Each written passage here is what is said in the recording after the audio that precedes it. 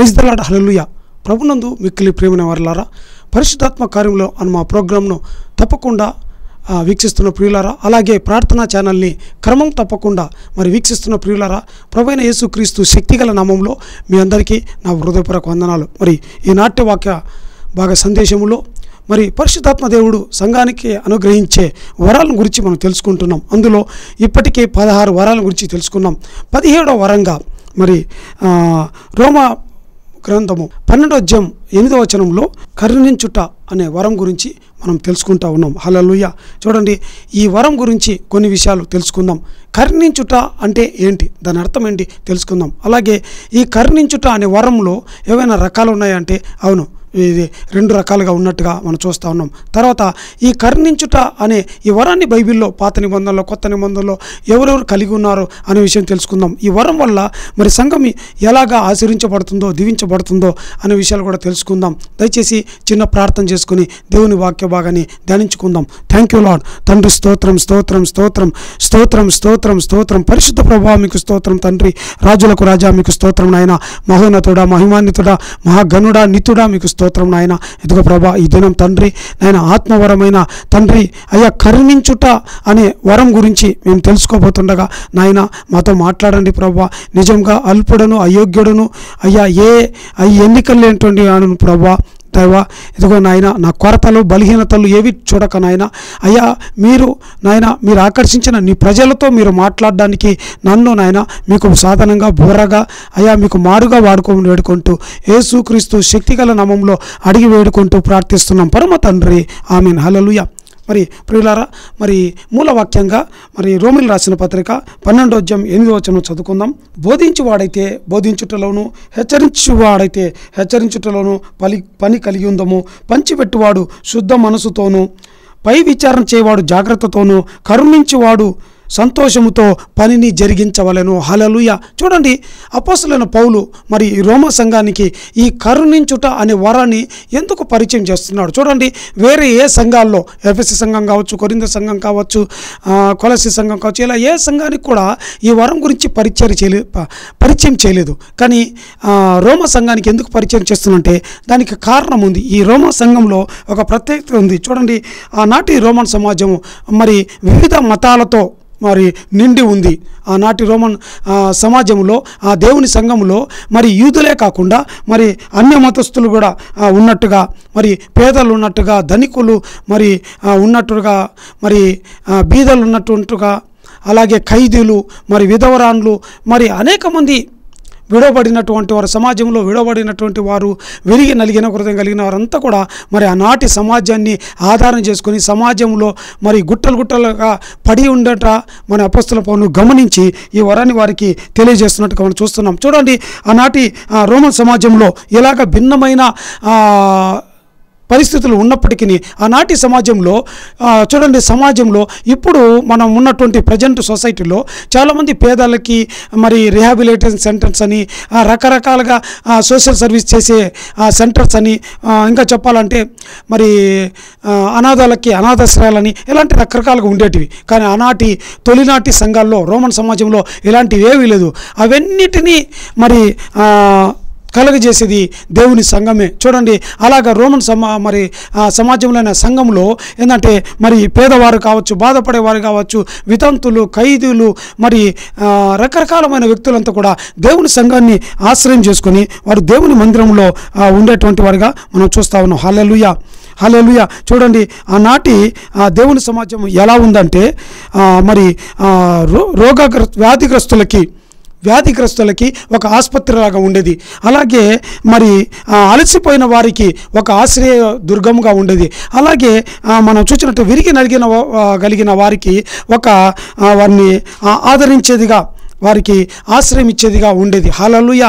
ఇంకా సమాజంలో విడబడిన వారు, మరి చెదిరిపోయబడిన వారందరినీ కూడా మరి అలాంటి వారికి దేవుని సంఘము ఒక కుటుంబంలాగా ఉండేది. అందును బట్టి ఇవన్నింటిని గమనించిన అపోస్తలుడైన పౌలు మరి ఆనాటి రోమన్ సమాజంలోని సంఘంలోని విశ్వాసులకి ఈ కరుణతో మీరు పరిచర్య చేయాలా, ఈ పరిశుద్ధాత్మ దేవుడు అనుగ్రహించే ఈ వరాన్ని పొందుకొని మీరు ఈ కరుణను కలిగి ఉండాలని మరి తెలియజేస్తున్నట్టుగా, హెచ్చరిస్తున్నట్టుగా మనం చూస్తున్నాం. హల్లెలూయా. అయితే ప్రాముఖ్యంగా మరి కరుణించుట అంటే ఏంటి, దాని గురించి తెలుసుకుందాం. చూడండి, కరుణించుట అనేది ఒక మానవ సంబంధమైన గుణమే కావచ్చు, కానీ ఇది ఒక ఆత్మానుసారమైన ఒక ఆత్మ వరముగా మనం చూడగలం. కరుణించుట అంటే ఇతరుల మీద జాలి, ప్రేమ, మరి అలాగే సానుభూతిని, మరి దయను, ప్రేమను చూపించేటట్లుగా మనం చూడగలం. చూడండి, ఇది ఒక గుణం అనుట కంటే ఒక సేవా పరిచర్యగా, ఒక నిస్వార్థమైన చర్యగా మనం చూడగలం, ఇంకా ఒక పుణ్య కార్యముగా మనం చూడగలం. హల్లెలూయా, హల్లెలూయా. చూడండి, ఈ కరుణించుట అంటే ఎవరైనా సరే బాధల్లో ఉన్నప్పుడు వారిని పరామర్శించటం, మరి అవసరాలలో ఉన్న వారిని వారి అవసరాలు తీర్చటం, మరి ఆకలి దప్పులతో అలమటించే వారికి ఆహారం ఇవ్వడం, అలాగే దుఃఖిస్తున్న వారిని ఓదార్చటం, మరి విడబడిన పొరుగు చేసి వారికి ఇదిగో కుటుంబంలాగా వారికి సహాయం, ఆదరణ కల్పించటం లాంటిది, ఇంకా విరిగి నలిగిన వారిని, అలాంటి హృదయం గల వారిని ప్రేమించడం లాంటిదిగా మనం చూడగలం. హల్లెలూయా. చూడండి, కరుణించటం అంటే ఇంకా లోతులోని తెలుసుకుందాం. దేవుడైన యెహోవా కరుణించటం అంటే ఏందో మరి మోషేతో చెప్తున్నాడు. నిర్గమకాండము 34వ అధ్యాయం 6వ వచనంలో చూస్తే దేవుడైన యెహోవా మోషేను పిలిచి, మోషే ఇదిగో మళ్ళీ 2 రాతి పలకలను తీసుకుని వచ్చి నువ్వు కొండ మీదకి వెళ్ళినప్పుడు దేవుడు అతన్ని ఒక రాళ్ళ సందుల మధ్యలో ఉంచి దేవుడైన యెహోవా అతన్ని దాటి వెళ్తున్నట్టుగా, ఒక మహిమ వెళ్తున్నట్టుగా మనం చూస్తూ ఉన్నాం. అప్పుడు దేవుడు అంటున్నాడు, ఇదిగో దేవుడైన యెహోవా అను నేను. దేవుడు మోషేతో అంటున్నాడు, యెహోవా నేను నా నామం అంటే నేను ఏంటంట 5 రకాల స్వభావాలు, నా నామానికి 5 రకాల గుణాలు, స్వభావాలు కలిగినటువంటి వాడను. ఏంటంట చూడండి, అతన్ని దాటి వెళ్ళొచ్చు. నిర్గమకాండం 34వ అధ్యాయం 6వ వచనంలో అతన్ని దాటి వెళ్ళొచ్చు.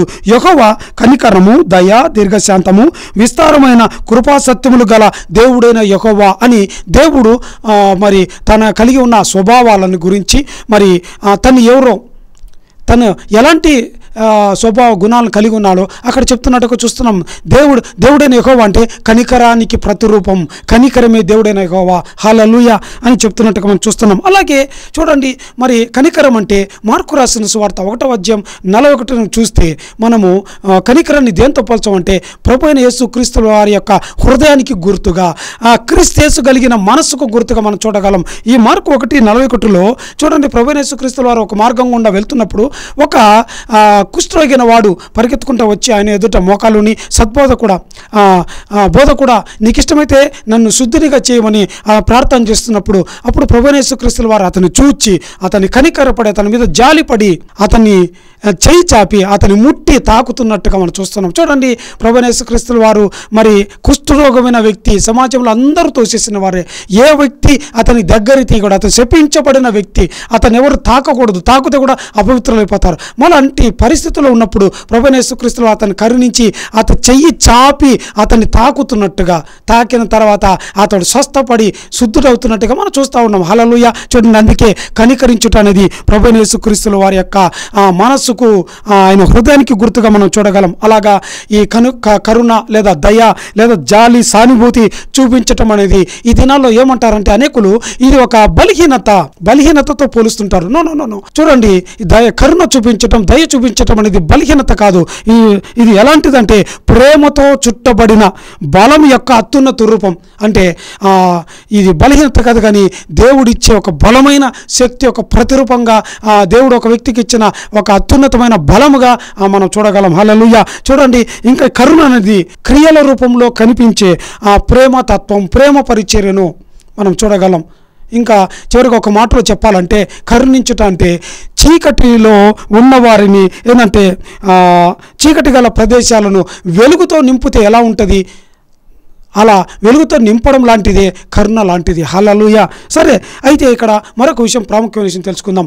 కరుణించుట అంటే అర్థం తెలుసుకుందాం. అయితే కరుణించుట అనేది రకాలుగా ఉందంటే, అవును, కరుణించుట అనేది 2 రకాలుగా బైబిల్లో మనం చూడగలం. హల్లెలూయా. బైబిల్లో 2 రకాల కరుణలను అంటే దయను, జాలిని 2 రకాలుగా ఉన్నట్టుగా మనం చూస్తూ ఉన్నాం. హల్లెలూయా. చూడండి, కరుణించుట అంటే ఇక్కడ అపోస్తలుడు పౌలు చెప్తున్నాడు, షో మెర్సీ విత్ చీర్ఫుల్నెస్ అన్న. అంటే కరుణించే అంటే ఈ పని చేసేటప్పుడు నువ్వు సంతోషముతో మరి ఉల్లాసముతో ఆనందం చేయాలని, సనుగు కొనక గొనుగు కొనక మరి విసుకొనకుండా చేయాలని మరి ఇక్కడ ఆజ్ఞగా చెబుతున్నట్టుగా మనం చూస్తున్నాం. చూడండి, మరి ఈ కరుణించుట అనేది రెండు రకాలుగా బైబిల్లో చూడగలం. ఒకటి సాధారణమైన కరుణ, అంటే సహజంగా నైతికంగా ఒక మనిషిలో ఉండే ఒక గుణం, ఒక తత్వం, ఒక భావన అనుకుందాం, ఒక లక్షణం అనుకుందాం.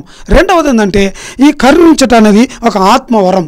పరిశుద్ధాత్మ దేవుడు అనుగ్రహించే ఆత్మవరాల్లో ఏంటంటే కరుణించుట అనే ఒక వరాన్ని అనుగ్రహిస్తాడు. హల్లెలూయా, హల్లెలూయా. చూడండి, మరి ఈ రెండింటి గురించి మరి తెలుసుకుందాం. మరి మానవ సంబంధమైన లేదా సాధారణమైన కరుణ అంటే ఏంటి? సాధారణమైన కరుణ కావచ్చు, ఆత్మ సంబంధమైన వరమైన కరుణ కావచ్చు, రెండు కూడా ప్రాముఖ్యమైనవే, రెండు ముఖ్యమైనవే, రెండు బైబిల్ సంబంధమైనవే, రెండు దేవుడు ఇష్టపడేటివే, రెండు మనము ఆచరించదగినవే. హల్లెలూయా.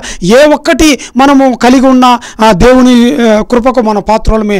ఏ ఒక్కటి మనం జరిగించినా మరి దేవుని దగ్గర మనం కనికరం పొందుతాం. కనికరం చూపించేవాడు కనికరం పొందుతాడు. హల్లెలూయా. మత్తయి 5:7 మనం చదువుతా ఉన్నాం. హల్లెలూయా. చూడండి, ఈ విధంగా రెండు వేరువేరుగా ఉన్నప్పటికీ, రెండు ఒకటి మానవ స్వభావము, ఒకటి దైవ స్వభావం అయినప్పటికీ, రెండు వేరైపోయినప్పటికీ, రెండిట్లో వ్యత్యాసం ఉన్నప్పటికీ, కానీ రెండు సంఘాన్ని బలపరిచేటిగా ఉంటాయి. రెండు దేవుడు రెండు పనులు, ఈ రెండు రకాల కరుణలను మనం చూపించినప్పుడు దేవుడు సంతోషించేవాడిగా మనం చూడగలం. హల్లెలూయా. చూడండి, మరి సాధారణమైన కరుణ అంటే ఏందో తెలుసుకుందాం. హల్లెలూయా. చూడండి, ఈ సాధారణమైన కరుణ అంటే సహజ గుణం, ఒక మనుషునికి పుట్టుకతో వచ్చే స్వభావం అనుకుందాం. హల్లెలూయా. చూడండి, ఇది నైతిక మనసాక్షి లేదంటే మన హృదయానికి ఉండే ఒక గుణం, ఒక సానుభూతి అని చెప్పవచ్చు. నైతిక స్వభావానికి, ఒక మంచి సద్గుణానికి గుర్తుగా ఉంటుందని మనం తెలుసుకోగలం. హల్లెలూయా. చూడండి, ఈ సాధారణ కరుణ అనేది ఒక మానవ ధర్మంగా చూపించే కరుణ, దయ, జాలి, సానుభూతి, ప్రేమగా మనం చూడగలం. చూడండి, ఇది ఈ సాధారణమైన కరుణ అనేది అవసరాలతో ఉన్న వారిని లేదంటే బాధల్లో కష్టాల్లో ఉన్న వారిని, ఇంకా మరి దుఃఖించే వారిని, మరి ఆకలితో అలమటించే వారిని, ఇది వాళ్ళకి తగిన అవసరాన్ని బట్టి వారికి ఏంటంటే వీరు తమ చెయ్యి చాచి వారికి సహాయపడేదిగా మనం చూడగలం. హల్లెలూయా. చూడండి, ఈ కరుణ అనేది మానవుని యొక్క బలం యొక్క లేదంటే సహాయంతో శక్తితో పనిచేస్తున్నట్టు మనం చూస్తున్నాం. కానీ ఈ మానవ కరుణ, సహజమైన కరుణ అనేది ఇది లిమిటెడ్గా పనిచేస్తుందండి. హల్లెలూయా. అంటే కొంతవరకు మాత్రమే ఒక వ్యక్తి ఈ వరం ఉన్న ఈ గుణం కలిగి ఉన్నాడు అనుకోండి, కరుణించే వరం కలిగి అనుకోండి, అతడు తన బలం యొక్క లేదంటే తన శక్తికి పరిమితులకు కొన్ని పరిమితులకు లోబడి మాత్రమే లిమిటెడ్గా పనిచేస్తుంది. మానవ కరుణ అన్లిమిటెడ్గా పని చేయలేదు కూడా. హల్లెలూయా. చూడండి, అందుకే అయినప్పటికీ ఈ సహజమైన కరుణ అనేది ఈ మానవత్వంలో అంటే దేవుని యొక్క స్వరూపాన్ని, ఆత్మ సంబంధమైన గుణాన్ని ప్రతిబింబించేదిగా మనం చూడగలం. హల్లెలూయా. చూడండి, ఒక మాట చదువుకుందాం. ఆదికాండము 1:20 అక్కడ దేవుడు తన స్వరూపమందు నరుని సృజించనని మనం చదివాం. హల్లెలూయా. చూడండి, ఇక్కడ దేవుడు తన స్వరూపములో అంటే మనం చేస్తున్నాడు. దేవుని స్వరూపంలో మనం దేవుడు ఫిజికల్గా ఉన్నాడు అనుకోండి, ఫిజికల్గా మనం చేశాడు. మరి ఆత్మస్వరూపముగా మనం ఎలా ఉన్నామంటే ఇలా కరుణ చూపించటమే మనం ఆత్మ సంబంధమైన ఫిజికల్గా ఆయన పోలి ఉన్నాం. మరి ఆత్మ సంబంధంగా మరి ఆయన స్పిరిచువల్గా కొన్ని గుణాలు కలిగి ఉన్నాడు కదా. ఇందాక నిర్గమకాండం 34:6 దేవుడైన యెహోవా మోషేతో అంటున్నాడు, నేను కనికరమును శాంతమును కలిగి ఉన్నానని 5 లక్షణాలు మరి అక్కడ చెప్తున్నట్టుగా మనం చూస్తున్నాం కదా. హల్లెలూయా. అలాగా కనికరం అనేది దేవుని స్వభావాన్ని, ఆత్మ సంబంధమైన స్పిరిచువల్ గుణాన్ని ప్రతిబింబిస్తున్నట్టుగా మనం చూస్తున్నాం. చూడండి, ఇంకో మాట చదువుకుందాం.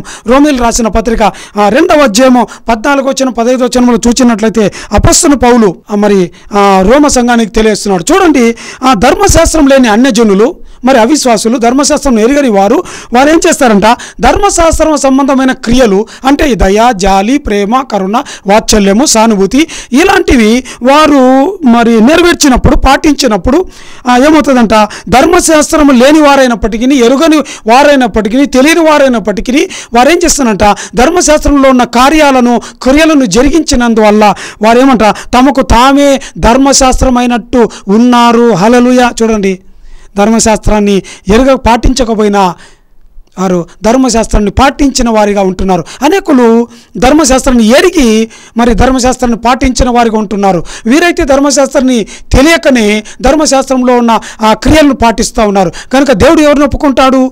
నువ్వు ధర్మశాస్త్రం తెలిసిందని కాదు, నువ్వు తెలియకపోవచ్చు, తెలిసి ఉండవచ్చు. దేవుడికి కావాల్సింది అది కాదు. దేవుడు ఏంటంటే నీ నుంచి నా నుంచి కోరేదంటే నువ్వు కరుణ కలిగి ఉన్నావా, జాలిని చూపించావా, దయను చూపించావా, ఎంతమందిని ఆదరించావు, ఎంతమందిని ప్రేమించావు, ఎంతమందికి నీ చెయ్యిని చాచావు. Everything will be recorded.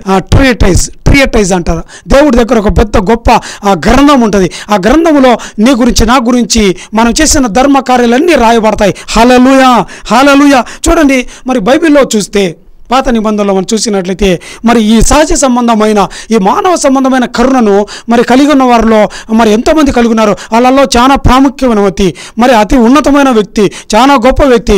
ఇతడు ఈ వరం ఈ స్వభావం కలిగినందు వల్లే ఇతన్ని ఈ గుణమే అతని ఉన్నత స్థితిలోకి తీసుకెళ్ళినట్టుగా దేవుడు ఎంతగానో ఒక దేశంలో ఇతనికంటే మరి ధనవంతుడు లేనట్టుగా మనం చూడగలం. ఎవరంటే చెప్పగలుగుతారా? గెస్ చేశారా? హల్లెలూయా.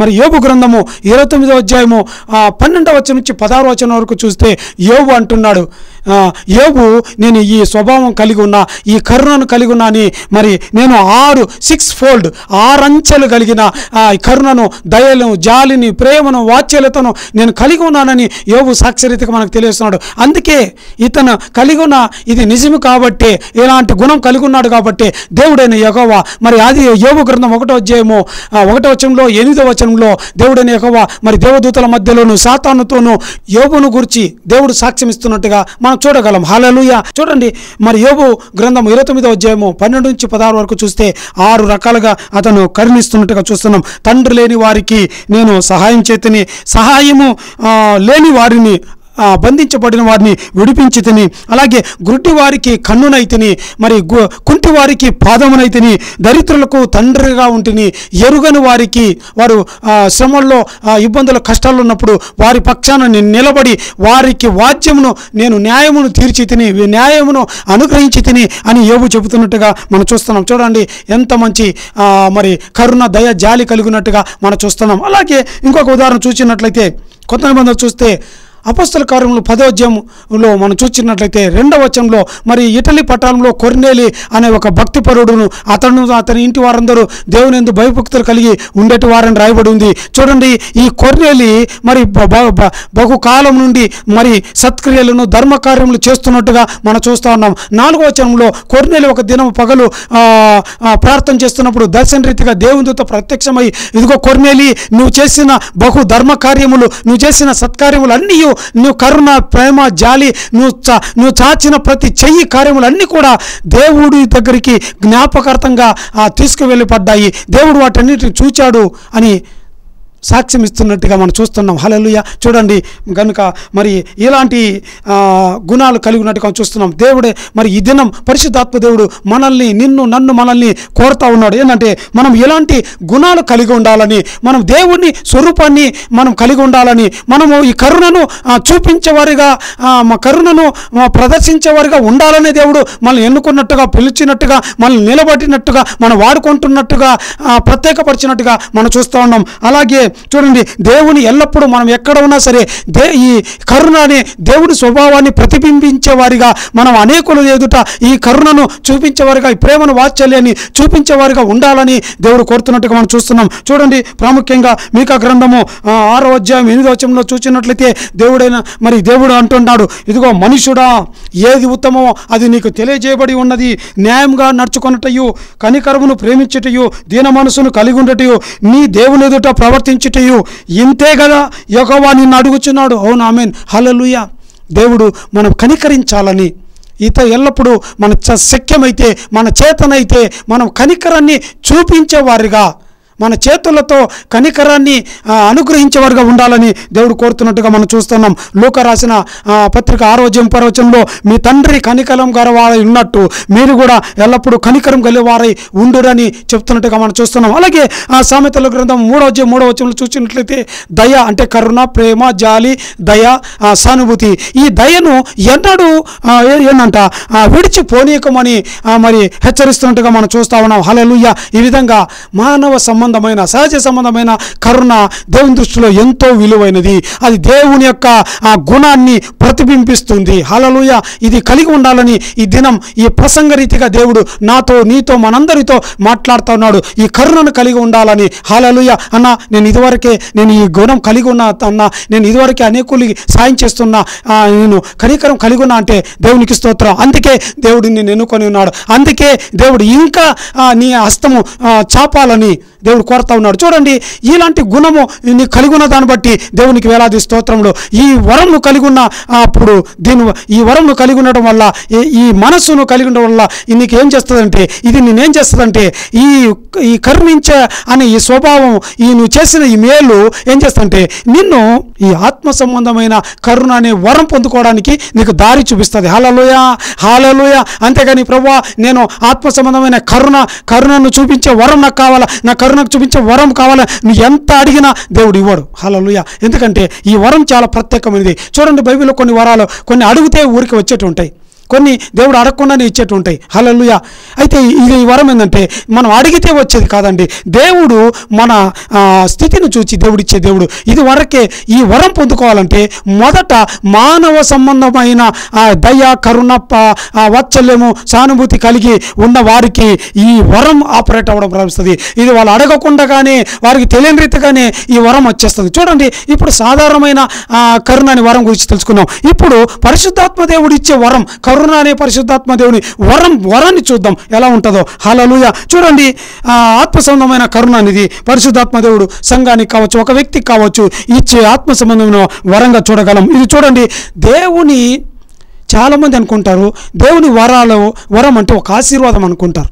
దేవుని వరము ఒక వ్యక్తికి ఇచ్చే ఆశీర్వాదం అంటారు. నో, వరం వేరు, ఆశీర్వాదం వేరు, రెండు ఎంతో తేడా ఉంది. వరం అంటే ఏందని తెలుసుకోండి. వరం అంటే కాన్సెప్ట్ తెలుసుకుందాం. చూడండి, దేవుడు తన ఆలోచనతో ఒక పని కలిగి ఉంటాడు, ఒక చిత్తాన్ని కలిగి ఉంటాడు, ఒక ఉద్దేశాన్ని కలిగి ఉంటాడు, ఒక లక్ష్యాన్ని, ఆలోచనను, ప్రణాళికలు కలిగి ఉంటాడు. దాన్ని నెరవేర్చడానికి దేవుడు ఏంటంటే సంఘంలో కావచ్చు ఎవరైనా సరే ఒక వ్యక్తిని ఎన్నుకొని ఆ వ్యక్తి ద్వారా దేవుని పనిని చేయడానికి, దేవుని యొక్క పనిని ఆ వ్యక్తి భుజాని మీద మోయడమే దేవుని వరం. హల్లెలూయా. వరం అంటే ఏంటంటే దేవుని పరిచర్య చేయడమే, దేవుని పనిని దేవుని పక్షాన మనము చేయడమే వరం. హల్లెలూయా. వరం అంటే ఇంకోటి ఏదో కాదండి. చాలామంది వరం అంటే అదేదో బ్యాంక్ బ్యాలెన్స్లు నిండిపోతాయి అని అనుకుంటారు. వరం అంటే అవి ఏమి రావండి. హల్లెలూయా. వరం వల్ల ఏమి లేదు. వరం అంటే దేవుని పని చేయడమే. దేవుని పని చేసేటప్పుడు ఆ వ్యక్తి అంటే పనివాడు జీతానికి పాత్రుడు కాడా. ఆమేన్. హల్లెలూయా. కనుక ఒక వ్యక్తి నమ్మకంగా దేవుని పని చేసేటప్పుడు ఏంటంటే అతని పనిని చూచి దేవుడు అతన్ని ఘనపరచడానికి, ఆశీర్వదించడానికి, దీవించడానికి, దీవెనగా, ఆశీర్వాదంగా, మేలుగా, ఈవిగా దేవుడు బహుమానంగా అతడికి కావాల్సిన అక్కరతలన్నీ తీర్చడం ప్రారంభిస్తాడు. ఇవన్నిటినీ ఆశీర్వాదాలు అంటారు. వరం వేరు, ఆశీర్వాదం వేరు. వరము పొందుకొని అంటే దేవుని పనిని, దేవుని కాడిని మన భుజాన మోసేటప్పుడు, మనం నమ్మకంగా చేసేటప్పుడు ఏంటంటే ఆశీర్వాదంగా దీవెనలు, మనకు కావాల్సిన ప్రతి అవసరాల అక్కరతలన్నీ మనం అడగక మునిపే దేవుడు ఇవ్వడం ప్రారంభిస్తాడు. హల్లెలూయా. అయితే చూడండి, ఈ ఆత్మ సంబంధమైన కరుణ అనే ఈ వరం అంటే కరుణించుట అనే ఈ ఆత్మవరం కేవలము నైతిక సంబంధమైనది కాదు, కానీ ఇది ఒక అద్భుతమైనదిగా మనం చూడగలం. ఇంకా చెప్పాలంటే సంఘం యొక్క అభివృద్ధి కొరకు, సంఘం యొక్క క్షేమాభివృద్ధి కొరకు అనుగ్రహించబడిన వరంగా మనం చూడగలం. ఈ ఆత్మ సంబంధమైన కరుణ అనేది సహజమైన కరుణకు దానికంటే మించిన దైవిక శక్తితో కూడుకున్నదిగా ఉంటున్నదిగా మనం చూడగలం. చూడండి, ఈ వరం పొందిన వారు సంతోషంతో, ఉల్లాసంతో, ఆనందంతో ఏంటంటే పరిచర్య చేస్తుంటారు. ఆ సహజ సంబంధమైన కరుణకి, ఆత్మ సంబంధమైన కరుణకి తేడా ఏంటంటే వాళ్ళు ఒక వ్యక్తి ఆ బాధల్లో ఉన్నప్పుడు కేవలం సాయం చేసి వెళ్ళిపోతారు. కానీ ఈ వరం ఉన్న వాళ్ళు ఒక వ్యక్తి ఆపదలు ఉన్నప్పుడు చాలా లోతుగా గమనించడం ప్రారంభిస్తాడు. మరి దీర్ఘంగా ఆలోచించి ఆ వ్యక్తిని చాలా సునిశ్చితంగా పరిశీలించి అతనికి ఏంటంటే దీర్ఘకాలం సాయం చేసేదిగా ఉంటుంది. వాళ్ళు క్షణిక కాలము సాయం చేసేవాదిగా ఉంటుంది. ఇదేంటంటే ఎడతెగని సాయం చేసేదిగా ఉంటుంది. ఈ వరం పొందుకున్న వాళ్ళు, ఈ కరుణించుట అనే ఆత్మ సంబంధమైన వరం పొందిన వాళ్ళు ఏంటంటే వారు చెయ్యి చాపితే ఇంకా వెనుకకు తీయరు. I mean impossible. హల్లెలూయా. చూడండి, ఆత్మ శరీర సంబంధమైన కరుణ కలిగిన వాళ్ళు వారు చెయ్యి చాచి మళ్ళీ వెనక్కి తీసుకుంటారు. మరి తమ శక్తి బలం తగ్గినప్పుడు వెనక్కి తీసుకుంటారు. కానీ ఆత్మ సంబంధమైన వరం కలిగిన వారు చెయ్యి చాచితే వెనకకు తీయరు. హల్లెలూయా, హల్లెలూయా. నష్టం కలిగినా సరే వెనకకు తీయరు. ఇవ్వడమే తెలుసు కానీ వెనక్కి తీసుకోవడం, వెనక్కి తగ్గడము, ముఖం తిప్పుకోవడము, వీపును చూపించడము అది వారికి ఉండదండి. హల్లెలూయా. శ్రమలో ఏంటంటే వీరు సాయం చేసేటప్పుడు అవతలి వాళ్ళు, వీరు సాయం పొందుకునే వాళ్ళు ఉద్ధరించబడడం, విమోచించబడడం, బలవంతులుగా మారడం, వారికి గొప్ప పునరుద్ధరణ జరగడం మనం చూడగలం. హల్లెలూయా. చూడండి, ఇంకా ప్రాముఖ్యంగా ఉదాహరణగా మనం చూసినట్లయితే ఎవరెవరు ఈ ఆత్మ సంబంధమైన వరాన్ని కలిగి ఉన్నారంటే కొద్దిమంది కలిగి ఉన్నప్పటికీ చాలా ప్రత్యేకంగా వారు స్థానంలో ఉన్నట్టుగా మనం చూస్తున్నాం. ఈ వరాన్ని కలిగి, ఈ ఆత్మ సంబంధమైన కరుణించే ఈ ఆత్మ వరాన్ని కలిగి ప్రత్యేక స్థానంలో ఉన్నట్టుగా మనం చూస్తూ ఉన్నాం. ఉదాహరణకు చూసినట్లయితే అపొస్తలుల కార్యములు 6వ అధ్యాయం 5వ వచనంలో చూసినట్లయితే స్టెఫనును చూద్దాం. చూడండి, ఆనాటి సమాజంలో స్టెఫనుతో కూడా ఇంకా 6 మంది అంటే మొత్తం 7గురిని మరియు ఆనాటి సమాజంలో వాళ్ళు ఏంటంటే బీదలను అంటే పేదలను, విధవరాలను పరిచర్య చేయడానికి, వారిని ఆదరించడానికి, వారిని పోషించడానికి, వారిని కనికరించడానికి నియమించబడిన వారు స్టెఫను ఒకడు. హల్లెలూయా. చూడండి, ఇలా స్టెఫను పేదల్ని, బీదల్ని కనికరించేవాడుగా, మరి సాయం చేసేవాడుగా మరి ఆ తొలినాటి సంఘంలో మనం చూడగలం. అయితే చూడండి, ఇక్కడ అతను సాయం చేయడం కాదు, అక్కడ మనం అతనిలో ఉన్న ప్రాముఖ్యమైన విషయం ఎంత గొప్పదంటే ఈ మాట తెలుసుకొని, ఈ మాట విన్న తర్వాత అంటే బీదల విషయంలో ఇంకా ఎంత శ్రద్ధ కలిగి ఉంటాడో మనకు అర్థమవుతుంది. మరి అపొస్తలుల కార్యములు 7వ అధ్యాయం 60వ వచనంలో చూసినట్లయితే స్టెఫనును రాళ్లతో కొడతా ఉన్నారు. క్రీస్తుని గురించి బోధిస్తున్నప్పుడు స్టెఫనుతో రాళ్లతో కొడుతున్నారు. అయినప్పటికీ స్టెఫను ఏం చేస్తుంటే మరి వాళ్ళ రాళ్ల దెబ్బలను తిని తన రక్తాన్ని, తన దేహము చీరకపోయి రక్తం కారిపోయి ఇదిగో అతను మరణ అవసాన దశలో ఉండి మరణాన్ని ఇదిగో రుచి చూడబోతున్న సందర్భంలో, మరణాన్ని ఎదుర్కొనే సందర్భంలో ఏం చేస్తున్నారంటే అక్కడ 60వ వచనంలో అపొస్తలుల కార్యములు 7వ అధ్యాయం 60వ వచనంలో ఏంటంటే ప్రభువా వారి మీద ఈ పాపము మోపకము ప్రభువా అని తనను కొడుతున్న వారిని, తనని హింసిస్తున్న వారిని ఏంటంటే కరుణతో వారిని క్షమిస్తున్నట్టుగా చూస్తున్నాం. చూడండి, అతని కరుణ ఎంత గొప్పదో. మరి ఇక్కడ తనని బాధించే వారినే క్షమిస్తూ ఉంటే మరి ఇతరులు పేదల్లో మరి విధవరాలను ఎంతగా ఆదరించింటాడు, మరి వాళ్ళని నిత్యము తన చెయ్యి వెనకకు తీయకుండా ఎంత సహాయం చేసి ఉంటాడు ఆలోచించండి. కౌంట్ ఇట్, మరి లెక్క కట్టండి ఎలా చేసి ఉంటాడో. హల్లెలూయా. చూడండి, మరి అలాగే ఇంకొక ఉదాహరణ చూసినట్లయితే మరి అపొస్తలుల కార్యములు 9వ అధ్యాయం 30వ వచనం చూస్తే మరి యొప్పేలో తబిత లేదా దోర్కా అనే మరి ఒక శిష్యురాలు మనం చూడగలం. ఆమె కూడా మరి పేదరాళ్ళకి, బీదరాళ్ళకి, విధవరాళ్ళకి మరి వారిని పోషించినట్టుగా, వారికి ఆహారం ఇచ్చినట్టుగా, వస్త్రాలను కుట్టి ఇచ్చినట్టుగా, మరి ఎంతోమైన సత్కార్యాలు చేసినట్టుగా చూస్తున్నాం. చూడండి, ఆమె చేసిన సత్కార్యాలే ఎంత గొప్పవేంటే నిరంతరం చెయ్యి వెనుకక తీయక ఉండినందువల్ల ఆమె చూపించిన, ఆమె కలిగి ఉన్న ఆత్మవరాన్ని ఎంతో విస్తారంగా వాడబడినందువల్ల ఆమె మరణమైన తర్వాత కూడా ఆమెను తిరిగి ఈ ఆత్మవరాన్ని బ్రతికించినట్టుగా మనం చూస్తా ఉన్నాం. హల్లెలూయా, హల్లెలూయా. చూడండి, సాధారణమైన కరుణ ఏంటంటే లిమిటెడ్గా మాత్రం పరిచర్య చేస్తుంది. కానీ ఆత్మ సంబంధమైన ఈ వరం, ఆత్మ సంబంధమైన కరుణించుట అనే ఈ వరం ఉన్నప్పుడు వీళ్ళు ఉత్సాహంతో పని చేయడమే తెలుస్తుంది. కానీ వెనక్కి తీరు. అన్లిమిటెడ్ పరిచయం చేయడం ప్రారంభిస్తాడు. నిన్ను నన్ను కలిగి ఉండాలని కోరుతున్నాడు. దయచేసి తల ఉంచుకున్నట్లయితే చివరిగా ప్రార్థన చేసుకుందాం. Thank you Lord. తండ్రి స్తోత్రం నాయన, ప్రభు అయిన దేవా స్తోత్రం తండ్రి. అయ్యా స్తోత్రం నాయన, కరుణించే అనే ఆత్మవరం గురించి తెలుసుకున్నాం తండ్రి. అయ్యా కరుణించుట అనేది దేవుడైన యెహోవా యొక్క గుణానికి, ఆయన స్వభావానికి ఆయన ఆ స్వరూపానికి గుర్తుగా తెలుసుకున్నాం ప్రభా. అలాగే నాయన ప్రభువైన యేసుక్రీస్తుల వారి యొక్క ఆ మనస్సుకు హృదయానికి గుర్తుగా తెలుసుకున్నాం. వాక్యం యొక్క కట్టడలను నెరవేర్చుటకు గుర్తుగా తెలుసుకున్నాం ప్రభా. అవును తండ్రి, ఎవరైతే నాయన ఈ వాక్యం వింటున్నారో వారికి నాయన ఒకవేళ ఈ 2 రకాల కరుణ లేదేమో ప్రభా, అయ్యా ఒకవేళ మానవ సంబంధమైన కరుణ లేదేమో ప్రభా, అనుగ్రహించండి నాయన, కరుణను పుట్టించండి ప్రభా. ఒకవేళ ఇది వరకే నాయన ఈ కరుణ సంబంధమైన మనసుతో కలిగి ఉంటే నాయన లెట్ దెమ్ నాయన వారు నాయన ఆత్మ సంబంధమైన కరుణతో నింపబడదు గాక.